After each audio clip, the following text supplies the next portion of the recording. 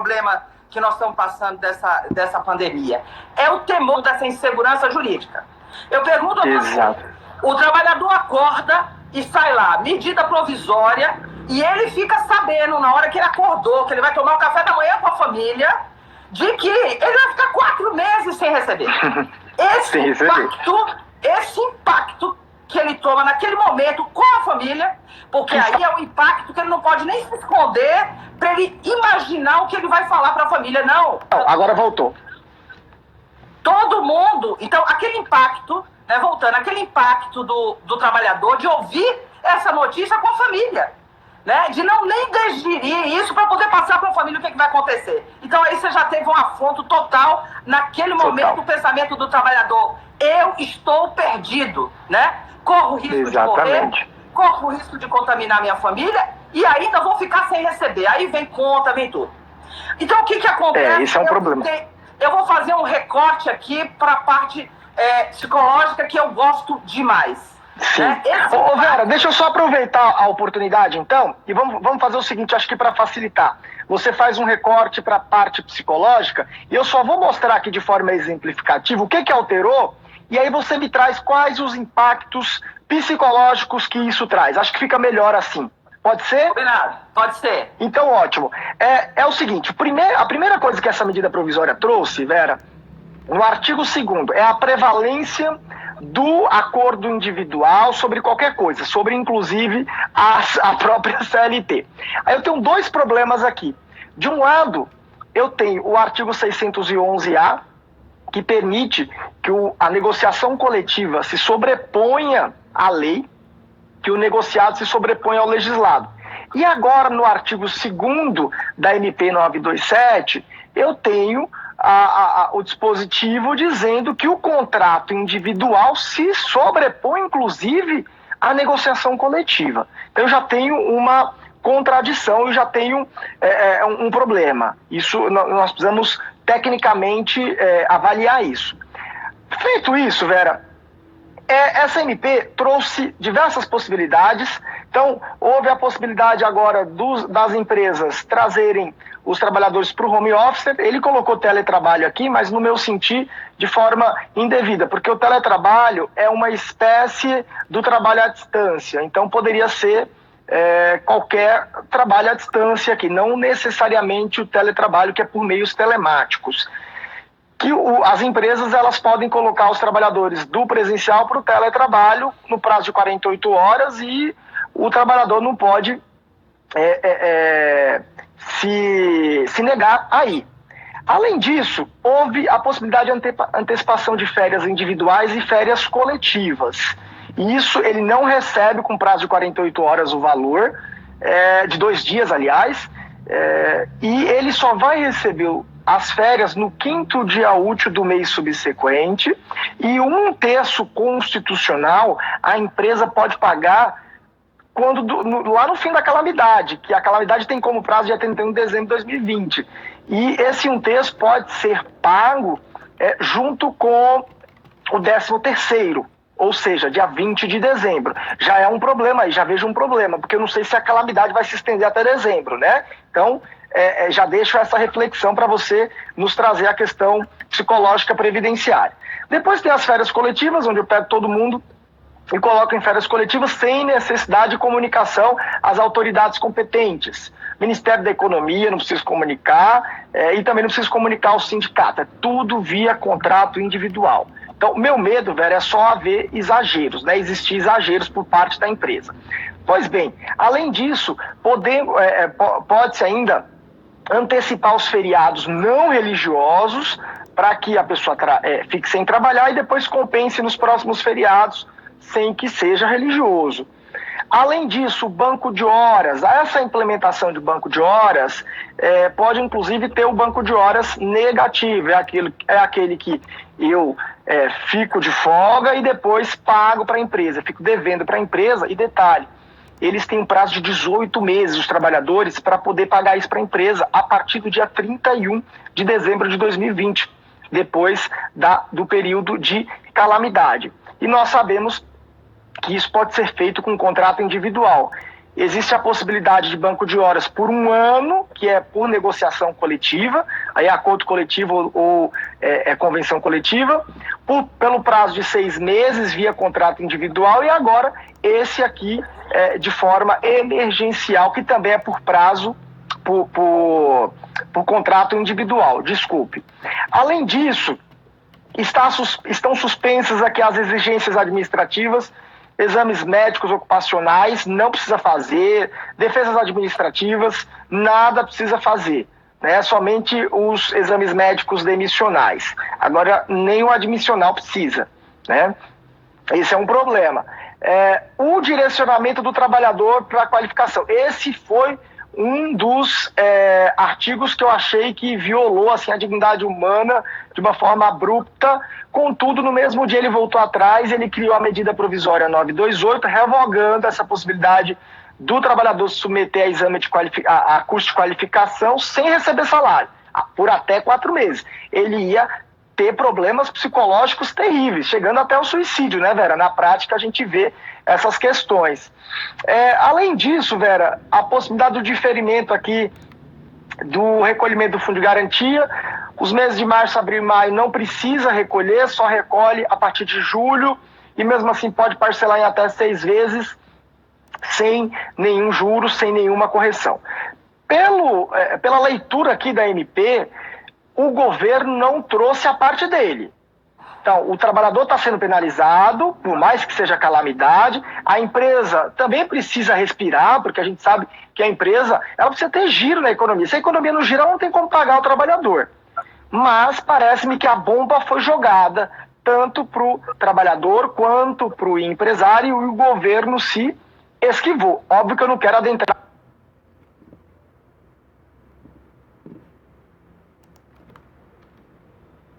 voltar, não pode se negar a voltar, e o grande problema é adquirir uma doença.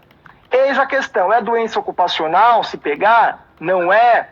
Como que fica para provar? Porque é uma doença epidêmica, né? Então tudo isso vai trazer problemas. O que mais eu vejo aqui que vai causar problemas, além do que já está sendo causado na economia, na vida do trabalhador, é o problema psicológico. Então eu queria que você, considerando tudo isso que eu disse, falasse aí quais as sugestões, quais os posicionamentos que você tem e como que você encararia isso em casos práticos.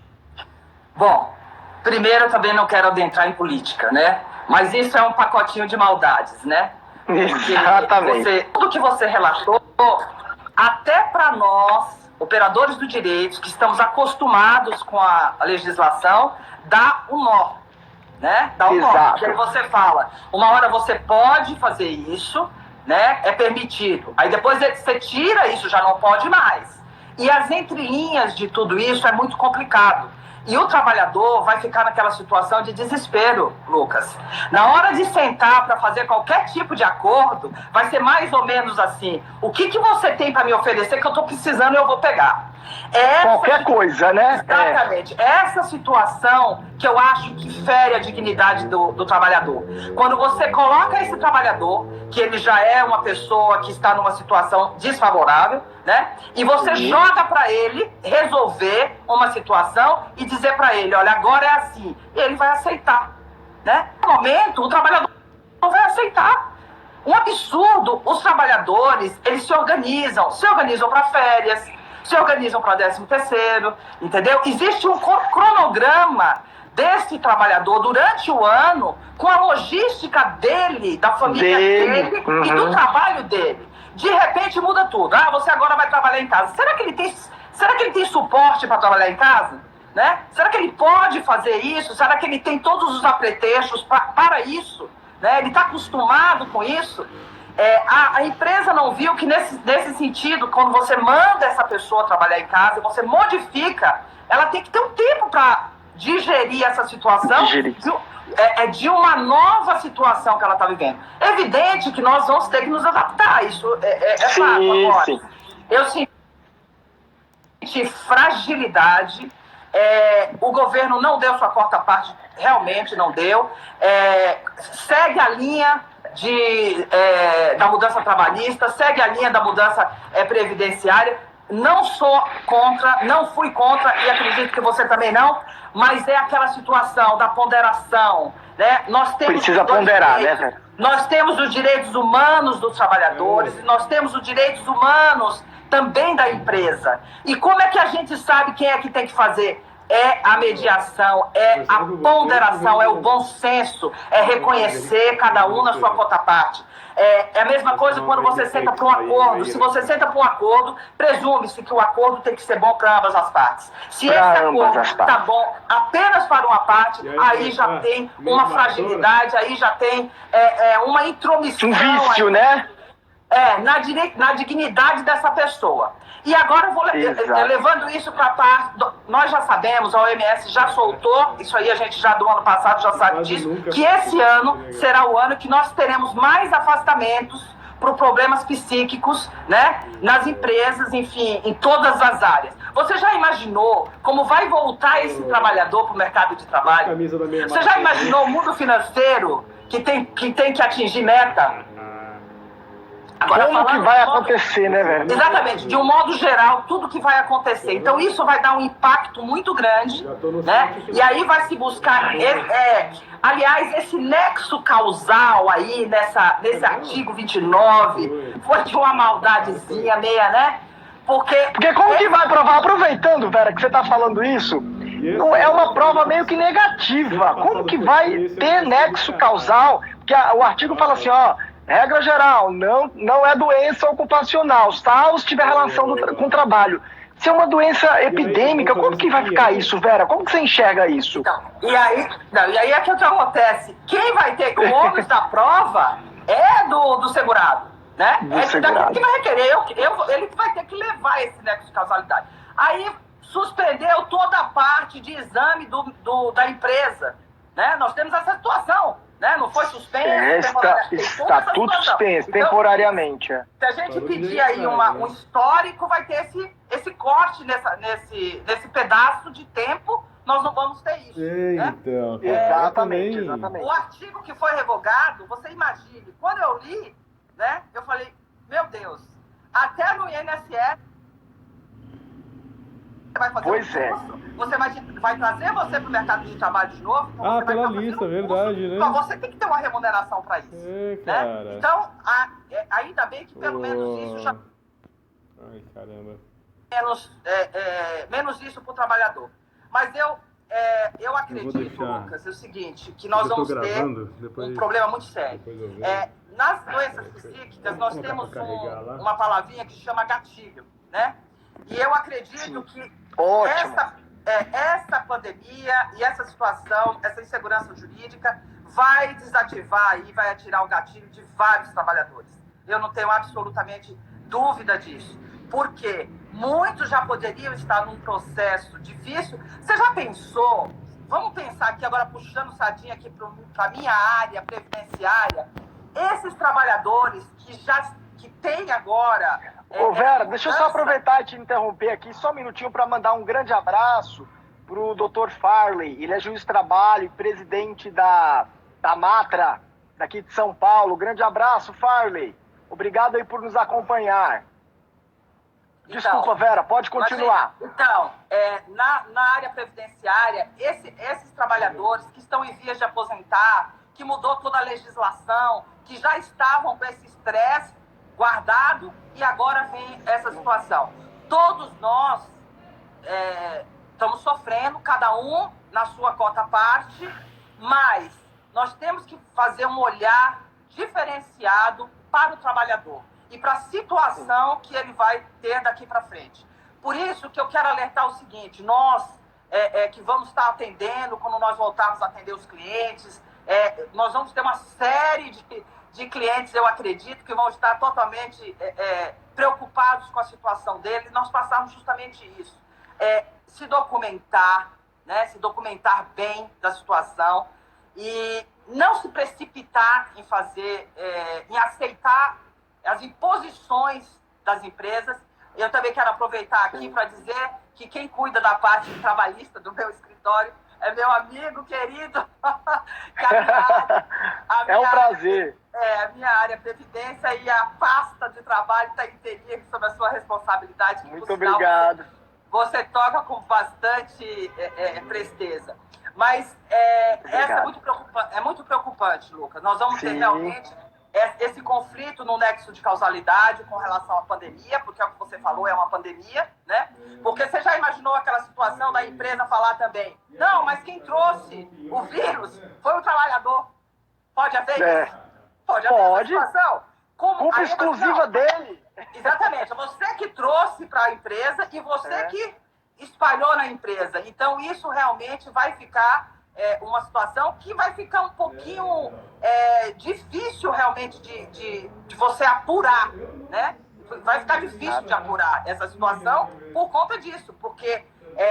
quase impossível, né, Vera? Fica quase impossível. Quase impossível. Se a empresa teve o cuidado de tirar as pessoas de idade, né, que são as mais prejudicadas, aí, que seriam as mais atingidas.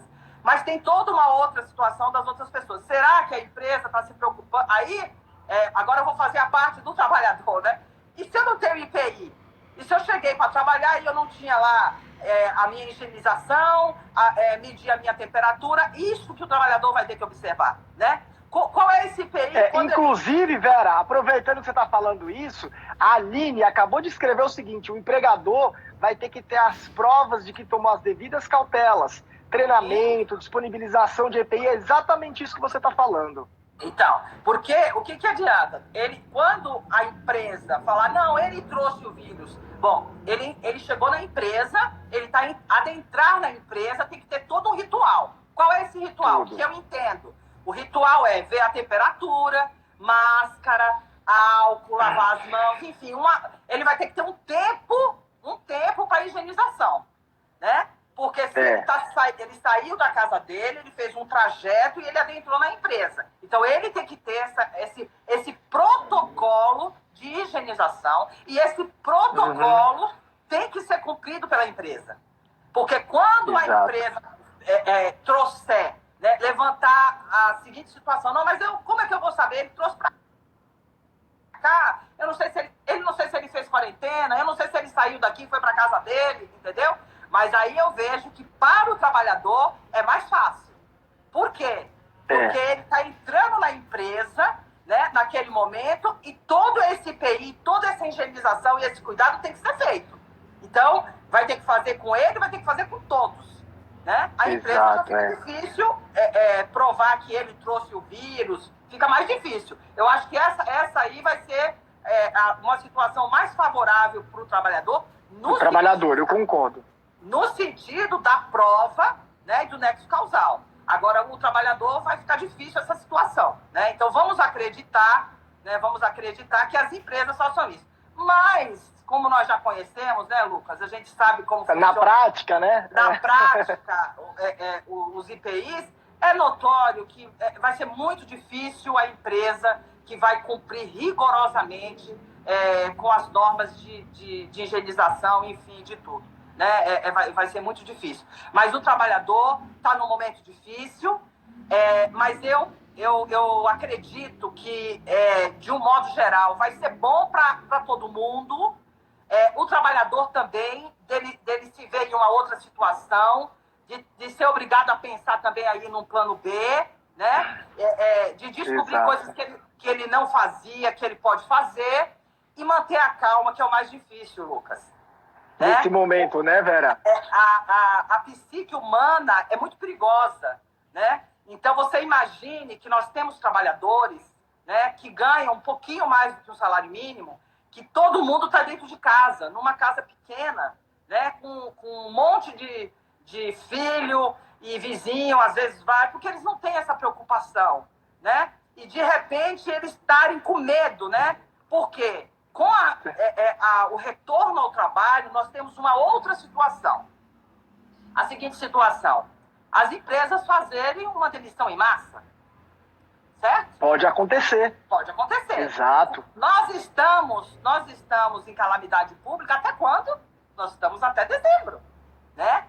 Até dezembro, dia 31 de dezembro. Então, até dia 31 de dezembro. Então você vê que até essa extensão de 31 de dezembro, né? Eu quero colocar aqui um pitaquinho de pimenta, tem alguma situação, porque eu não acredito que tenha necessidade de se... Por quê? Porque quando você coloca esse país nessa situação, tem uma série de coisas que você vai fazer sem muita burocracia, né? Contratar, fazer coisas do governo que você não precisa de fiscalização. Então, eu acho que o lapso temporal foi grande, né? Porque eu quero acreditar que se fizermos os nossos confinamentos, o isolamento social, consigamos aí abaixar, conseguir pelo menos essa curva dar uma caída, que é a nossa intenção e que a gente torce para acontecer, né? Para que isso aconteça, né?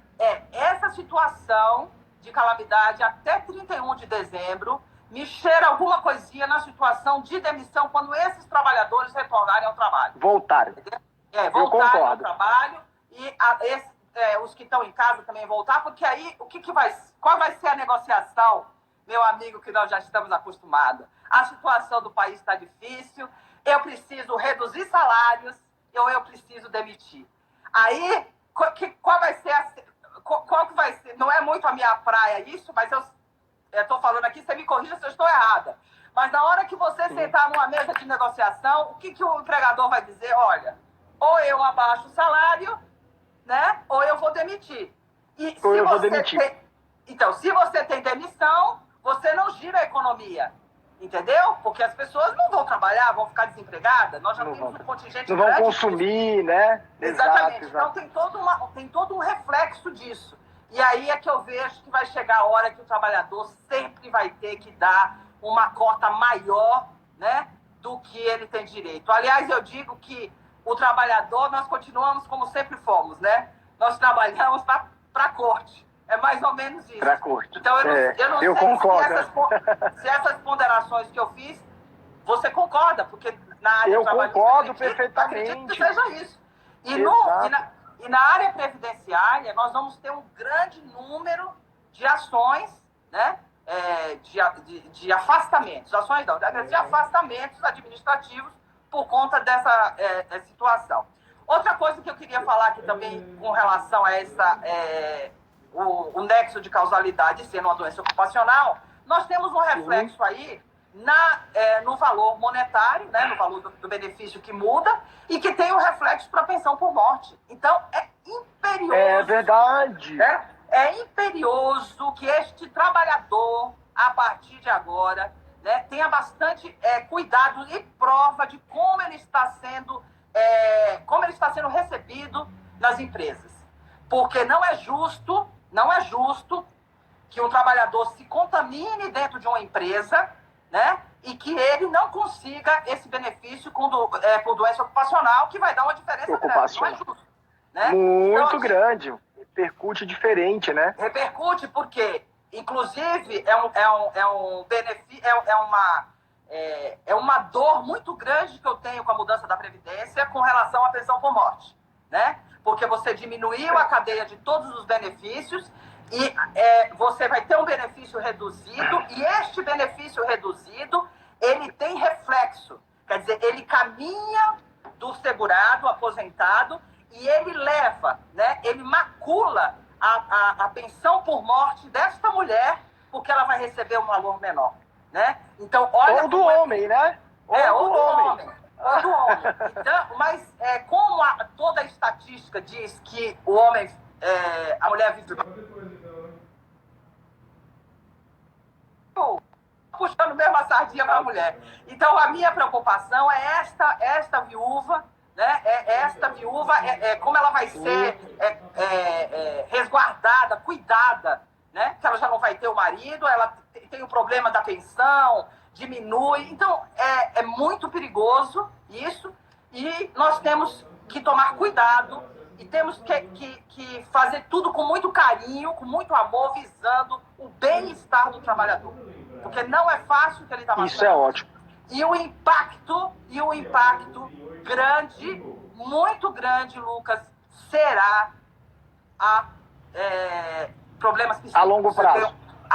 Absoluta certeza disso, que nós vamos caminhar aí para acelerar essa previsão da OMS, que já tinha essa previsão desde o ano passado, que eu já vinha dando palestra sobre isso, a gente já tinha essa estatística, né, desse problema, dessa cobrança, dessa situação do país, dessa divisão política, tudo isso gera estresse.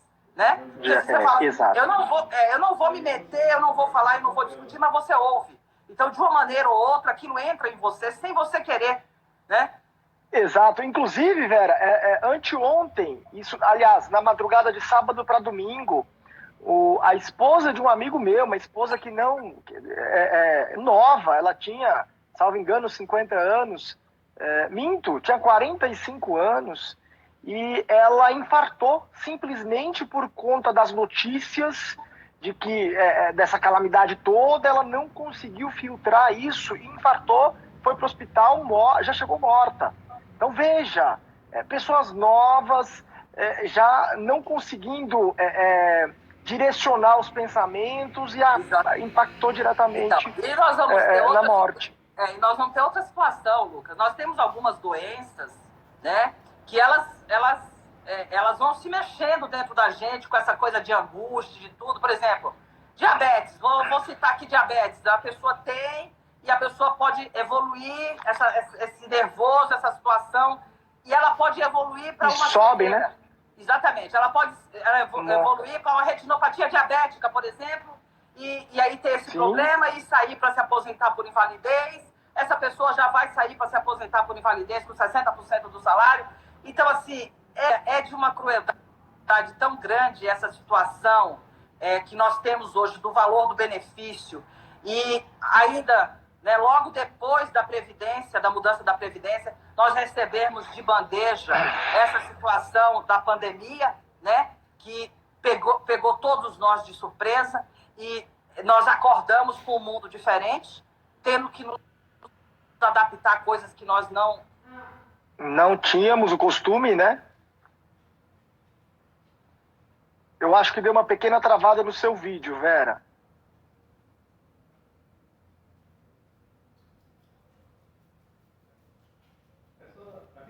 Eu acho que deu uma pequena travada no vídeo da Vera. Voltou, deu uma baixa aí. Foi, né? Vera, agora voltou. Então, voltou, deu uma travada, então, mas já voltou ao normal. Você imagine a quantidade de trabalhadores que simplesmente não gostam de ficar em casa. Tem gente que não gosta de ficar em casa, né? E a quantidade de problemas que vai ter em casa, né, Vera? Exatamente. Então, tudo isso... De gatilhos, uma série de coisas. Isso. Então, tudo isso vai corroborar para essa caminhada, né, de gatilho realmente psíquico. Então, como eu gosto de ver o lado bom sempre das coisas, Lucas, eu acho que nós temos vários amigos aqui, colegas que estão aqui nos ouvindo. Eu aproveito e quero mandar um abraço, um beijo para todos vocês. Saudade de todo mundo. Mas como eu sou uma pessoa extremamente positiva, eu quero deixar a seguinte situação. Nós vamos nos debruçar. Nós precisamos nos debruçar. Nós precisamos dar colo ao trabalhador brasileiro. Entendeu? Nós vamos dar colo para a população brasileira. Vamos esquecer esse negócio de direita, de esquerda, de centro. Nós vamos trabalhar, né? Nós vamos trabalhar como operadores do direito, olhando a dignidade da pessoa humana, valorizando o nosso trabalho. E nós temos que criar um exército de operadores do direito para tranquilizar a população com essa insegurança jurídica que nós estamos hoje, com todas essas mudanças e o que vem por aí.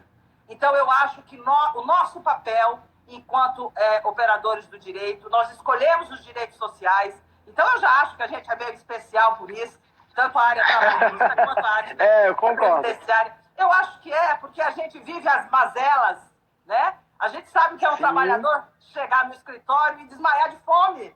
Né? É verdade, velho. O trabalhador viver com meio salário mínimo. Então, nós sabemos disso, está doente e tem um benefício cessado. Então, eu acho que nós estamos em reclusão, né? Então, o que nós vamos fazer? Nós vamos nos energizar, estudar, entendeu? Buscar a Constituição Federal, direitos humanos. Criar teses. Isso, criar teses. Nós precisamos armar o nosso arsenal, entendeu? De coragem, entendeu? Para a gente abraçar os trabalhadores e falar, olha, vocês não estão sozinhos. Nós estamos com vocês. Nós estudamos, né? Para dar uma tranquilidade e para fazer da sua vida um pouco melhor e não deixar jamais que pisem na dignidade do trabalhador, porque esse trabalhador, né, esse trabalhador brasileiro é que realmente faz essa economia girar, faz tudo acontecer. Então, eu sou muito orgulhosa de trabalhar para Pedro, para João, para Maria, né, assim como você, que a gente sabe que são essas pessoas humildes, que precisam da gente, e eles não podem se sentir abandonados. E nós vamos fazer essa parte, né, de estudar mesmo, como você falou, criar tese, mostrar, porque nós fazemos jurisprudência, amigo, né? Nós damos o talento. Né? Nós que levamos essa jurisprudência para firmamos jurisprudências e tudo, né? Então, o magistrado faz um papel excelente, todos os eventuais da justiça. Aliás, eu quero aproveitar e dar o parabéns para todos os oficiais de justiça, que hoje é dia do oficial de justiça. Um abraço. Ah, que ótimo, é mesmo. E minha consideração a todos vocês que fazem um trabalho sensacional, né? Desgastante, mas estão ali na lida todos os dias. Então, eu acho que todos nós temos o nosso trabalho bonito, mas me perdoem todos, mas o advogado é que dá o talento, o advogado é que amarra, o advogado é que pressiona, o advogado é que fala assim, vamos fazer, porque a justiça é inerte, se não tiver a gente para empurrar, não vai. Aí depois que a gente empurra, tudo começa a funcionar numa engrenagem bonita, cada um na sua área, e aí a justiça funciona. Né? Funciona. Então, essas eram as minhas considerações. E ótimo, para deixar uma mensagem positiva de que nós vamos sair dessa, de que tudo passa, né? E a nossa união no Poder Judiciário, eu digo agora, não só dos advogados, mas de todos. Um beijo também a todos, ao Miguel Ovati, a uma série de pessoas também que estão do outro lado aí, que eu tenho uma estima muito grande. Eu quero que nós façamos um exército consciente, um exército imbuído em resolver toda essa celeuma que se criou, né? Com primeiro a reforma trabalhista, depois a Previdência, e aí vem essa pandemia. Eu acho que tudo isso tem um propósito maior e nós vamos sair melhores e mais preparados para conseguirmos lutar com armas boas e salutares em busca do direito do trabalhador. Exatamente, Vera. Lindas palavras. Você sempre muito forte com o seu discurso e isso emociona, tá? Eu vou aproveitar, Vera, antes de finalizarmos aqui a live, existem algumas perguntas aqui e eu quero registrar aqui a primeira pergunta não, né? Uma das perguntas, porque nós já tivemos perguntas, do Jean Vale. O Jean é o meu aluno da Uninove, querido Jean, representante de classe, logo mais será advogado, ele já está no último ano. Forte abraço, Jean. Ele pergunta se caberia inversão de ônus de prova no caso de questões ocupacionais vinculadas à Covid, né? Na esfera trabalhista, se for pedir uma indenização por conta disso, é possível sim. Inclusive, o 818 da CLT permite, quando a empresa tem melhores condições de fazer a prova, isso vai do magistrado, e quando tiver previsão legal, ele pode inverter o ônus da prova e passar esse ônus para o empregador, e aí faz a prova. Nesse caso, o reclamante só fará contraprova se necessário for.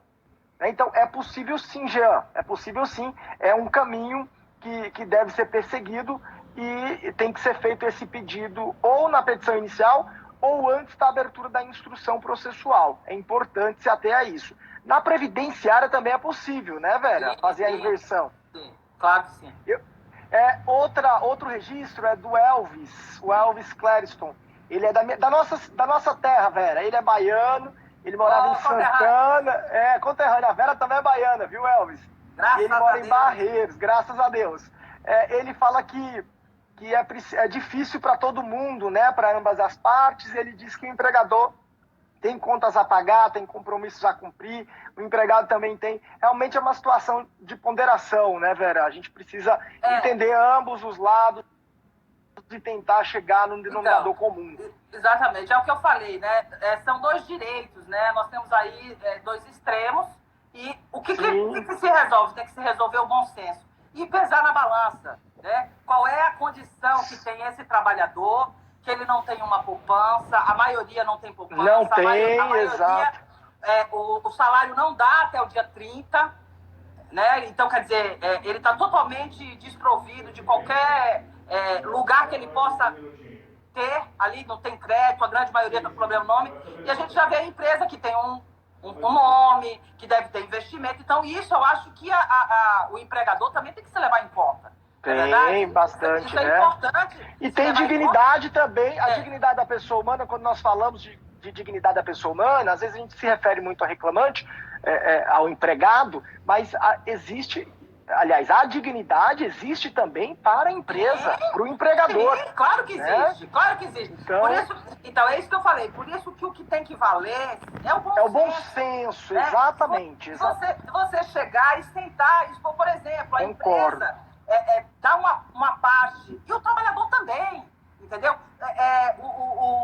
O sonho dos mundos, né, seria se realmente esse sentar para fazer uma negociação fosse menos a parte monetária, mas um pouco a parte humana. Humana, sim. Porque aí a gente chegava num bom senso melhor, porque uns precisam dos outros, né? Nós não somos sozinhos, uns precisam dos outros. Então eu acho que chegou a hora da empresa também dar a sua parte, no sentido de olhar um pouco além do que o trabalhador ser só um número, ser só uma pessoa que está ali trabalhando, entendeu? Exato. Porque toda aquela produção, o nome da empresa, querendo ou não querendo, tem o nome do João, do Pedro, do Manuel, da Maria ali dentro, entendeu? Então é importante isso. Eu acho que é chegada a hora de fazer isso. E claro que a empresa tem a dignidade humana, os direitos humanos é amplo, os direitos humanos são para todos, né? Agora a gente precisa começar a enxergar os direitos humanos como de fato eles são, né?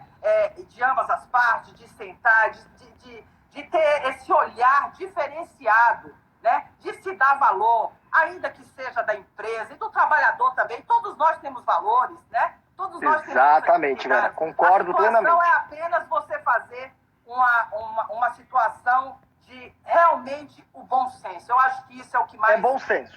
Essa é a palavra, né, Vera? O que todo mundo sai ganhando. Não travar a guerra, né? Mas travar a pacificação. Como é que a gente pode fazer?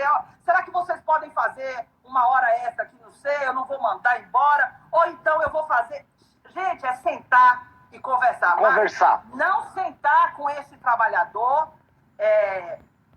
desarmado, desprotegido, né? Assim, com medo de sentar numa mesa para falar alguma coisa, mas ele não sabe de nada, ele não sabe qual é o direito dele e aceitar qualquer coisa. Então, o empregador tem que ter essa humanidade, né? Não é porque eu estou precisando, eles estão precisando, vão voltar precisando e vou fazer do jeito que eu quiser. Não. E não é bem assim, né? Precisa ponderação nesse momento. Exatamente. Agora, como a pandemia pegou a todos nós, mostrou que todos somos iguais, né? Agora exatamente, velho. Mostrar realmente. Então é nessa hora que a gente tem que tirar isso e se conscientizar de que se a gente senta, eu sei que muitos devem estar falando, seria um sonho, Vera, acontecer isso, porque isso é muito difícil. Não é difícil, porque água mole em pedra dura, tanto bate até que fura. Tanto é prova que nós temos jurisprudências aí que a gente achava que nunca ia vingar. Não é verdade? Então, é verdade. O que a gente não pode é desistir. É fazer o trabalho de formiguinha, é falar, e continuar, né? Tem um não aqui, vamos por outro lado, vamos estudar mais. Mas eu acho que a gente consegue, sim, melhorar esse Brasil. Porque no Brasil, o melhor do Brasil é o brasileiro, sem dúvida. Sem dúvida, né, Vera? É verdade, concordo. Ô, Vera, tem mais um registro aqui da Fabiana Reis. Quem mais? A Thaís Santos tá aqui mandando abraço. Ricardo Almeida. Meu irmão! Jacira, Fernanda Freitas, Marilene, Margarete, Dessa Porto. São muitas pessoas, velho. Então, me perdoem, pessoal, se eu passar por alguém não falar o nome. A Letícia Bittencourt. Tem tudo aqui, viu, Vera? Pessoal da Bahia em Peso, a Solange, a Antônia. Depois tem um questionamento aqui da LF Consultoria. Olhando pelo outro lado do empresário que está sem faturamento, o que pode ajudar? Foi o que nós falamos aqui agora, né, Vera? Exatamente, nós precisamos ter bom senso e realmente a situação está constrangedora, está desafiadora para a empresa. E a empresa é o que dá o norte também no país, né? Desculpa, é LF Consultoria, tá? Que perguntou aqui. Lucas, para você ver a importância, né? Porque a gente tem que tirar mesmo a coisa boa de tudo isso. O empregador também vai sentir um pouquinho, entendeu? Vai sentir um pouquinho no bolso, entendeu? Entendeu? Vai sentir um pouquinho essa situação, essa coisa aflita, né, do trabalhador. Exatamente. Com relação a ficar sem emprego, hoje ele ter uma empresa, ter um patrimônio, e ele sentir uma baixa nisso, vai dar também a ele essa estremecida do outro lado. Do outro lado. Inclusive, Vera, o LF Consultoria está perguntando o seguinte: soluções para o empresário que não tem faturamento e tem 20 colaboradores. O que a MP pode ajudar? Nós falamos isso no início. LF Consultoria, na verdade, a MP ela trouxe uma série de flexibilização da empresa para o trabalhador, mas o governo não trouxe nada mais efetivo. Ao meu ver, o governo tinha que permitir a suspensão e dar seguro-desemprego para esse pessoal todo. Inclusive, parece-me que vai sair uma MP nesse sentido. Então, fique de olho. Quem está mandando um salve aqui é o Jean, grande Jean, a Natasha, a Solange. A Natasha pergunta o seguinte: o que fazer para os cartórios liberarem os alvarás IMLE que estão nos processos? Os juízes estão trabalhando nesse sentido, viu, Natasha? Pelo menos o juiz do trabalho. Tem que ligar lá, tem juiz que está deixando o e-mail dele nos Instagrams, aliás, no Instagram, no Facebook, enfim. O Elvis está mandando parabéns aqui para a gente. Aline CNJ Veiga não entendi aqui a pergunta dela. Veiga Tarraço, na inércia, mandado de segurança. O Zé, lá de Santos, querido José, sobre o ônus da prova, aquele que alega o fato atrai o ônus para si. Lição de Humberto Teodoro. Sim, mas aí há a possibilidade da inversão, né? Vamos ver, LF Consultoria, mais uma vez perguntando, faz parte de um grupo de empresários que estão desesperados, pois estão sem faturamento.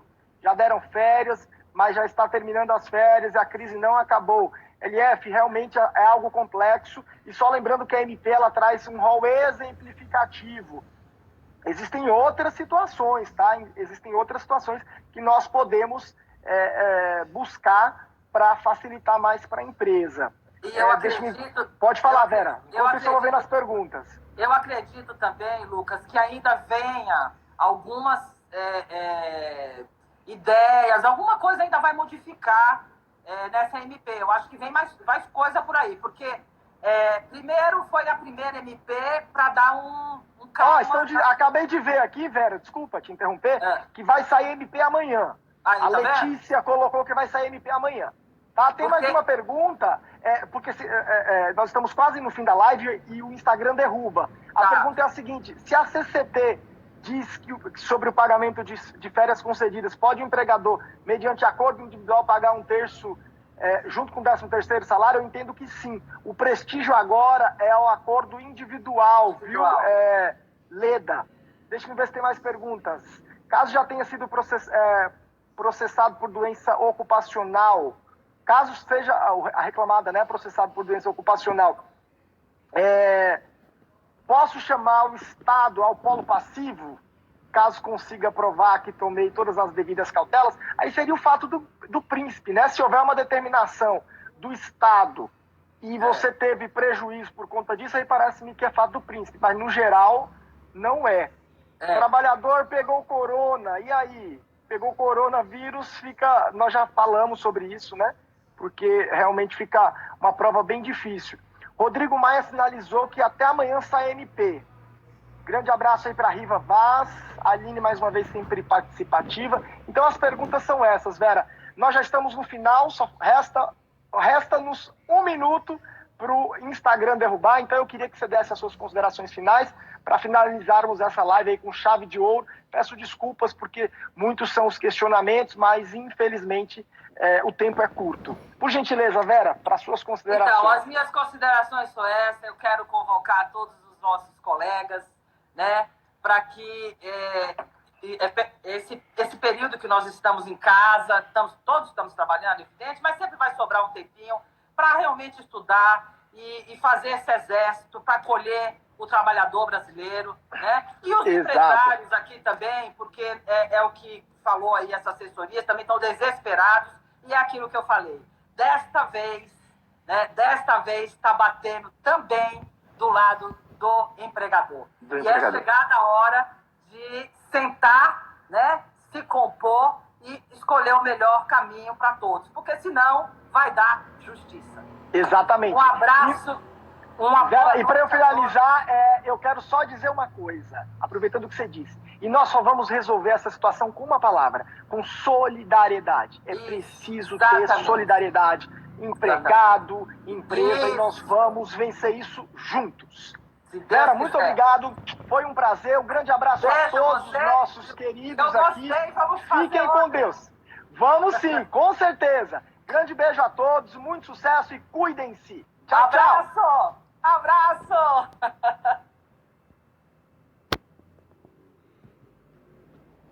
O empresário vai sentir um pouco. Bom, pode... Deixa pra lá.